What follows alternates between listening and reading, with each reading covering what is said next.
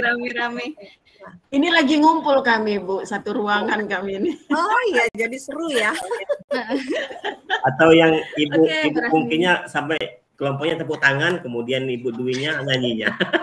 Betul, membantu ya. Karena timnya sendiri ya. Ayo, iya nih malah kelompoknya yang kena.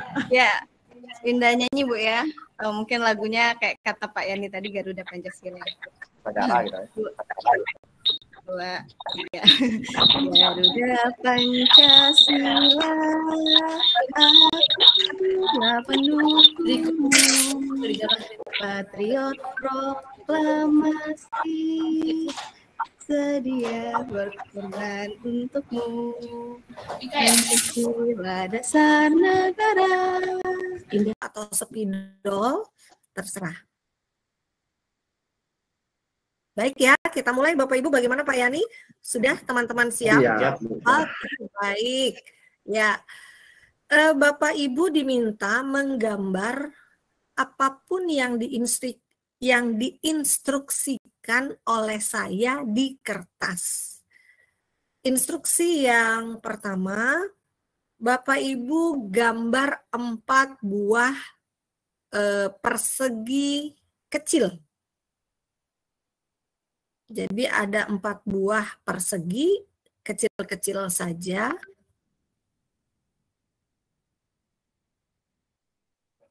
Sudah? Oke, kalau sudah, selanjutnya gambar 1 persegi panjang.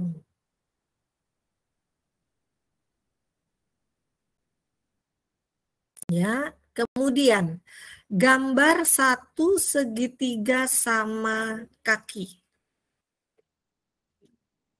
Kita semua tahu ya bentuk-bentuk matematika ini.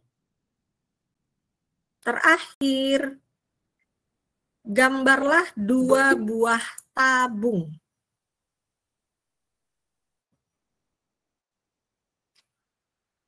Oke, baik.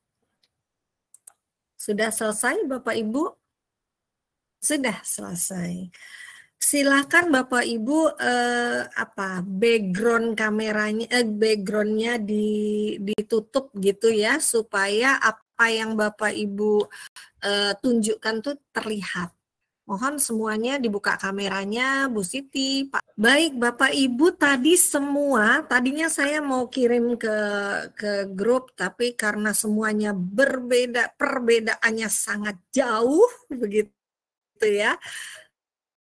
Beda dengan instruksi saya yang pertama, semuanya sama begitu ya, hanya memang tergantung angka terakhir tanggal lahirnya ya. Itu yang perbedaannya. Silahkan siapa yang mau menyampaikan, karena perbedaan yang Bapak Ibu gambar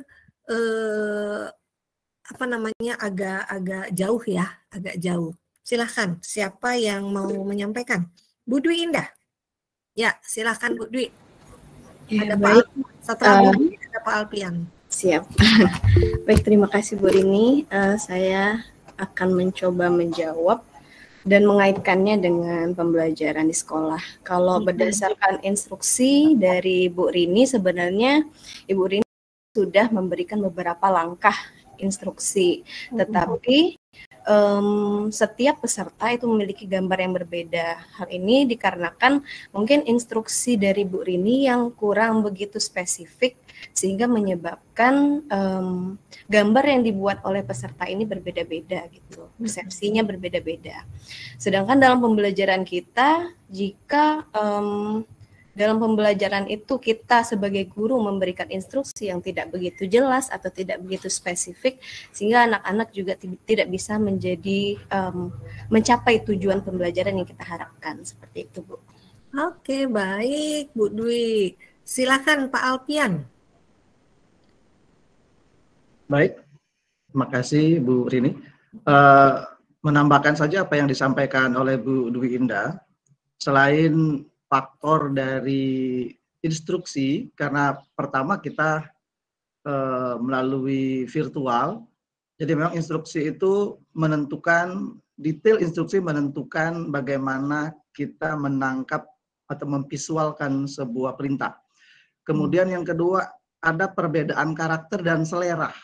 Jadi ini juga menurut saya bagian dari penyebab kita membuat gambar yang berbeda walaupun instruksinya sama, ada segi 4 kecil, segi 4 besar, dan tabung segitiga gitu. Karena selera berbeda, ada yang mungkin lebih senang dengan seni, maka pasti dia menggambar itu relatif menunjukkan sisi seninya.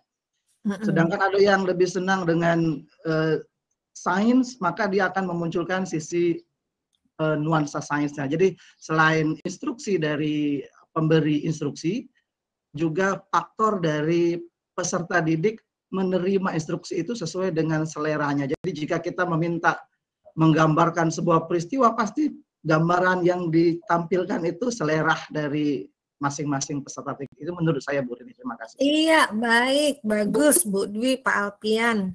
Silakan satu guru lagi dari sekolah lain. Di SMA 17 saya menjadi guru BK. Jadi guru BK itu membuatnya RPL, rencana pelaksanaan layanan. Sebelum membuat RPL, kami tentunya mengadakan need assessment terlebih dahulu kepada siswa, yang mana need assessment itu biasanya saya lakukan adalah dengan menggunakan angket kepada siswa. Jadi di mana angket itu berisi tentang pernyataan-pernyataan kebutuhan siswa apa saja yang harus dikembangkan oleh siswa. Nah, disinilah terkadang kita sebagai guru BK itu suka males gitu Bu untuk melakukan need assessment, karena need assessment itulah yang nantinya akan dikembangkan menjadi topik apa atau materi apa yang akan kita berikan layanan kepada siswa. Jadi yang sering saya temui di lapangan, begitu juga dengan sekolah-sekolah lain, terkadang untuk dari need assessment menjadi materi atau topik layanan itu selalu mengcopy dari sekolah-sekolah lain begitu Bu. Jadi tidak sesuai dengan kebutuhan siswa di sekolah itu sendiri.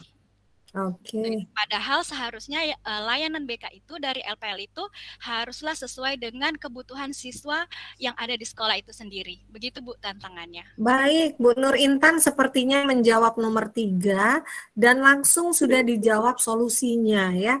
Jadi seharusnya tidak mengcopy dari sekolah lain karena pastinya akan berbeda kebutuhannya dari satu sekolah ke sekolah lain. Apalagi satu sekolah ke sekolah lain, satu kelas ke kelas lain pun kebutuhannya berbeda. Begitu ya Bu Nur. Alhamdulillah Bu Nur sudah menyadari itu dan saya berharap seluruh guru BK yang ada di sini pun seperti itu. Karena setiap anak tuh pasti kebutuhannya tuh berbeda-beda yang tentunya mungkin bisa dikelompokkan, mana yang lebih dominan itu yang menjadi topik pembelajarannya gitu ya, topik layanannya maksud saya. Oke, baik Bu Nur Intan. Fahmi, kemudian nanti Bu Esti. Silahkan. Ya, terima kasih Bu. Saya masih bingung dengan tes formatif yang S dan for learning tadi Bu. Perbedaan antara formatif yang untuk S dan for learning. Perbedaannya itu bagaimana Bu? Itu yang masih bingung saya. Ya, baik. Bu. Ya. Tadi yang nanya Bu Rahmi ya? Bu Rahmi? Iya. Ya, tapi ini untuk semua ya. Kalau sedikit untuk penulisnya sini kan karena mapelnya PKN, jadi penulisnya ditulis sama Pak Alpian ya Pak. Jadi hasilnya di pasari kelas. Nah, emang sama nama judul kan beda kalau berdasarkan kebutuhan. Nah, yang tadi kan ini ada lihat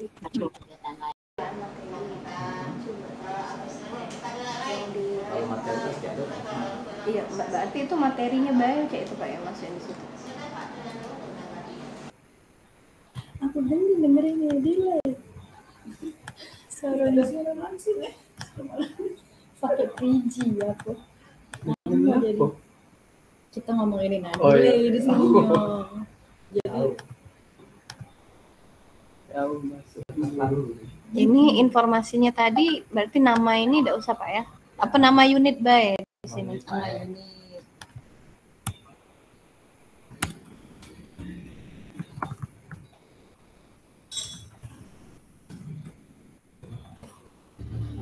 Ini tampil ke ya? Iya. Iya, ada kan? Ada. SMA pertemuan 90. Oh, ini beda materi enggak ini, Pak? di belakang. Kemudian NKRI. Praktika mengusulkan membuat kesepakatan bersama di sekolah terkait dengan nomor harus patuhi. Bagaimana perilaku?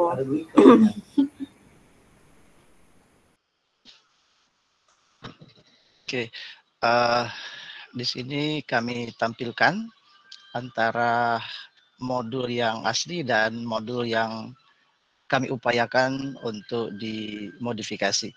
Modifikasi pertama itu pada bagian judul, jadi ada upaya untuk memunculkan pertanyaan pemantik.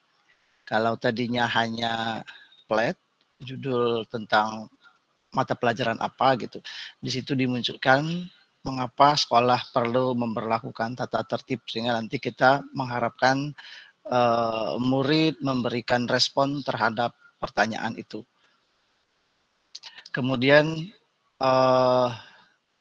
di tujuan pembelajaran kita menambahkan menyesuaikan dengan kondisi lingkungan sekolah, karena antara modul yang awal lebih cenderung ke dalam masyarakat, sedangkan yang kita modifikasi kita arahkan ke lingkungan sekolah kita, sehingga nanti dalam proses kegiatan belajarnya lebih mengadopsi apa yang ada menjadi budaya sekolah kita gitu. Kemudian untuk profil pelajar Pancasila kita menambahkan 2 profil lagi. Kalau yang aslinya hanya bergotong royong, maka untuk modifikasi kita tambahkan beriman dan bertakwa kepada Tuhan Yang Maha Esa, karena di dalamnya nanti ada kegiatan-kegiatan keagamaan yang disesuaikan dengan program sekolah. Termasuk juga kita tambahkan berkebinekaan global. Oke, kemudian di dalam step pembelajaran kita memasukkan program-program yang sesuai dengan program sekolah. Misalnya kita ada budaya karya tulis ilmiah yang di sekolah kita menggunakan istilah bugem. Kita mengharapkan anak berupaya untuk menggunakan karya orisinil sesuai dengan tata tertib yang ada di sekolah. Jadi budaya yang tadinya diharapkan norma-normanya secara umum kita detilkan untuk di sekolah kita ke kegiatan karya tulis ilmiahnya adalah karya hasil diri sendiri, bukan hasil dari plagiat. Kemudian juga kita tambahkan kegiatan community service, karena kebetulan di sekolah kita ada kegiatan community service yang difungsikan oleh guru-guru melalui program khusus dengan memanfaatkan mengikutsertakan siswa, sehingga kita masukkan program CS ini ke dalam step-step kegiatan pembelajaran. Yang berikutnya yang kita lakukan modifikasi ada di asesmen. Karena tadi asesmen kalau di yang asli asesmennya ada seperti ini, tetapi di dalam profil pelajar Pancasila justru hanya ada 1, maka kita sesuaikan. Kalau yang aslinya hanya bergotong royong, sementara di dalam asesmennya ada kegiatan keagamaan dan kebinekaan global, maka kita sesuaikan. Jadi untuk saat ini itu yang dapat kami sampaikan melalui kelompok 1. Silakan jika ada yang mau kita diskusikan bersama, kembali kami serahkan ke moderator. Baik, itu tadi sudah disampaikan hasil diskusi dari kelompok 2, 3, 4, dan 5. Jika ingin menanggapi atau menambahkan, kami persilakan.